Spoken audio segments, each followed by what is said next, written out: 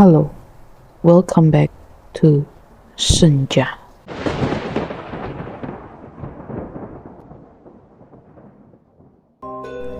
Di video kali ini, kita akan mendengarkan sebuah cerita tentang misteri orang Bunian, di mana yang terkenal di pedalaman Sumatera. Tanpa berlama-lama, mari kita mulai ceritanya. Desa Kampung Hulu adalah desa kecil di pedalaman Sumatera, dikelilingi oleh hutan lebat dan pegunungan yang menjulang tinggi. Masyarakat desa hidup dari bercocok tanam dan berburu, dengan tradisi yang kental dan kepercayaan akan hal-hal gaib. Salah satu legenda yang paling menonjol di desa ini adalah cerita tentang orang Bunian. Orang Bunian, menurut kepercayaan masyarakat setempat, adalah makhluk gaib yang tinggal di dalam hutan. Mereka dikatakan mirip dengan manusia, tetapi memiliki kemampuan untuk menghilang dan muncul sesuka hati. Orang Bunian dikenal ramah, tetapi dapat menjadi berbahaya jika diganggu atau jika manusia melanggar wilayah mereka tanpa izin. Suatu hari, seorang pemuda bernama Rudi yang dikenal sebagai pemburu handal di desa hilang tanpa jejak. Pencarian besar-besaran dilakukan oleh penduduk desa, namun tidak ada satupun petunjuk yang ditemukan. Pakaian Rudi ditemukan tergantung di dahan pohon besar di pinggiran hutan, seakan-akan diletakkan di sana dengan sengaja. Penduduk desa mulai curiga bahwa orang Bunian mungkin terlibat dalam hilangnya Rudi. Kehilangan Rudi membuat suasana desa menjadi mencekam. Kepala desa, Pak Wiryo, memutuskan untuk mengumpulkan beberapa pemuda pemberani untuk membentuk tim pencari. Mereka adalah Andi, Suryo, dan Beni, yang semuanya adalah sahabat Rudi sejak kecil. Pak Wiryo memberikan mereka petunjuk untuk berhati-hati dan membawa sesajen sebagai tanda hormat kepada penghuni hutan. Dengan bekal doa dan sesajen, ketiga pemuda itu mulai memasuki hutan di pagi hari. Mereka bertekad untuk menemukan Rudi dan memecahkan misteri yang menyelimutinya. Andi membawa parang, Suryo membawa bekal makanan, dan Beni membawa sesajen yang telah disiapkan oleh warga desa. Hutan Kampung Hulu dikenal sangat lebat dan penuh dengan tanaman merambat serta pepohonan besar yang menutupi sinar matahari. Perjalanan mereka terasa semakin berat seiring dengan masuknya mereka lebih dalam ke dalam hutan. Sesekali suara burung dan binatang liar terdengar, menambah ketegangan suasana. Saat matahari mulai condong ke barat, ketiga pemuda itu tiba di sebuah sungai kecil yang berair jernih. Mereka memutuskan untuk beristirahat sejenak dan menikmati makanan yang mereka bawa. Setelah makan, Beni meletakkan sesajen di tepi sungai sebagai tanda penghormatan kepada orang Bunian. Setelah beristirahat, mereka melanjutkan perjalanan. Tiba-tiba saja, Suryo melihat bayangan bergerak cepat di antara pepohonan.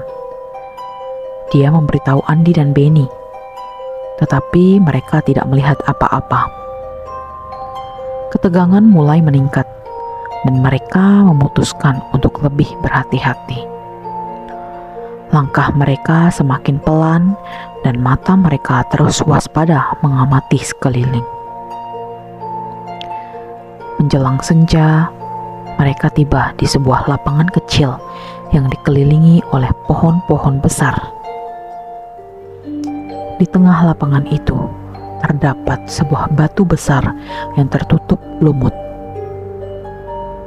Andi yang memimpin kelompok mendekati batu tersebut dan menemukan jejak kaki manusia yang mengarah ke arah utara.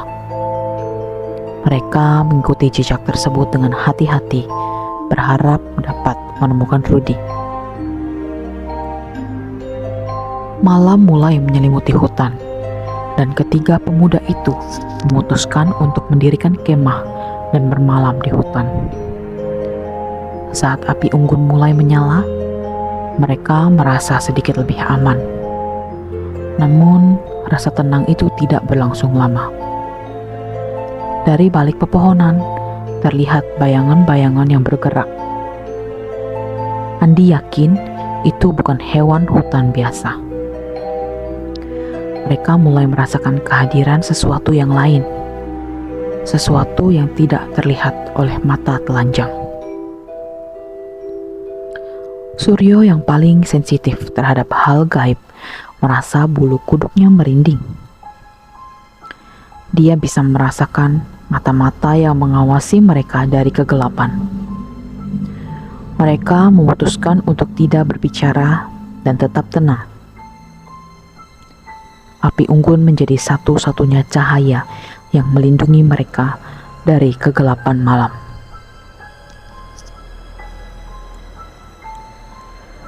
Di tengah malam, Andi terbangun dari tidurnya karena mendengar suara gemerisik di dekat kemah.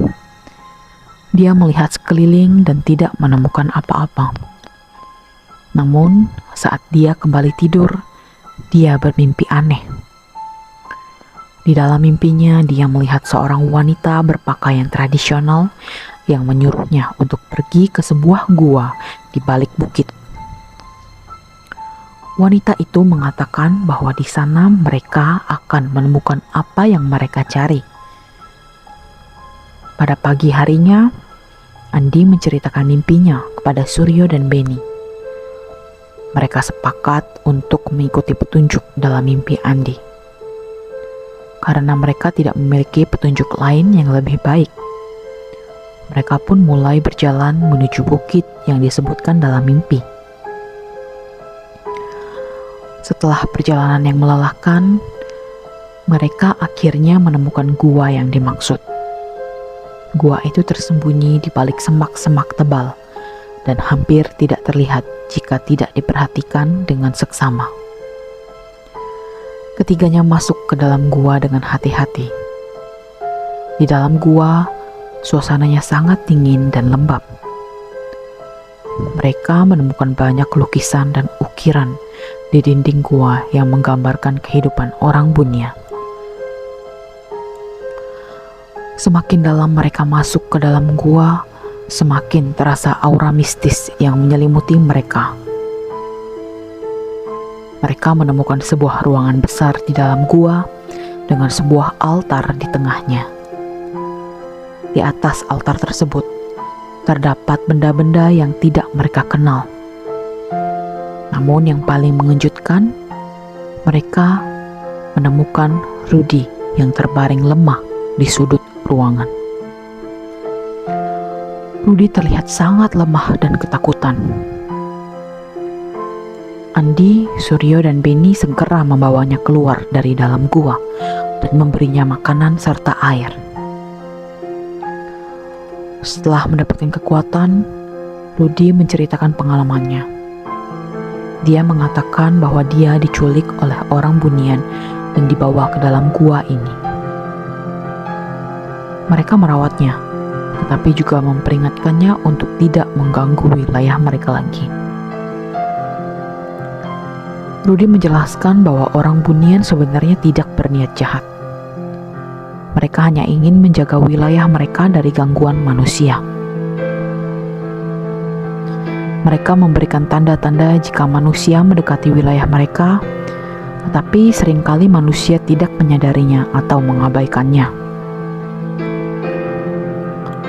Setelah mendapatkan kembali kekuatan mereka, Andi, Suryo, Benny, dan Rudy memutuskan untuk kembali ke desa. Perjalanan pulang terasa lebih ringan karena mereka telah menemukan Rudy dan berhasil memecahkan misteri hilangnya Rudy. Mereka kembali melalui jalur yang sama dan tiba di desa saat malam mulai tiba. Kepulangan mereka disambut dengan sukacita oleh penduduk desa. Pak Wiryo mengucapkan terima kasih kepada mereka dan menyarankan untuk memberikan sesajen sebagai tanda terima kasih kepada orang Bunian. Mereka pun setuju dan melakukannya dengan penuh hormat. Pengalaman ini memberikan pelajaran berharga bagi penduduk desa Kampung Hulu. Mereka mulai lebih menghormati alam dan makhluk gaib yang tinggal di dalamnya. Mereka menyadari bahwa keseimbangan antara manusia dan alam harus dijaga dengan baik. Rudi, Andi, Suryo, dan Beni menjadi lebih bijak setelah pengalaman ini. Mereka sering menceritakan kisah mereka kepada generasi muda di desa dan mengingatkan mereka untuk selalu menghormati alam dan makhluk yang ada di sekitarnya. Cerita tentang orang Bunian tetap hidup di Kampung Hulu, menjadi bagian dari warisan budaya dan spiritual desa tersebut. Misteri tentang orang Bunian mungkin tidak sepenuhnya terpecahkan, tetapi kehadiran mereka selalu diingat sebagai bagian dari keseimbangan alam yang harus dijaga oleh manusia. Jika kalian memiliki cerita-cerita horor yang ingin kalian bagikan kepada teman-teman sekalian, silahkan kirimkan cerita kalian ke email yang terdapat di dalam kolom deskripsi. Terima kasih telah menonton. Jangan lupa like, share, subscribe, and comment untuk cerita misteri lainnya. See you in the next video.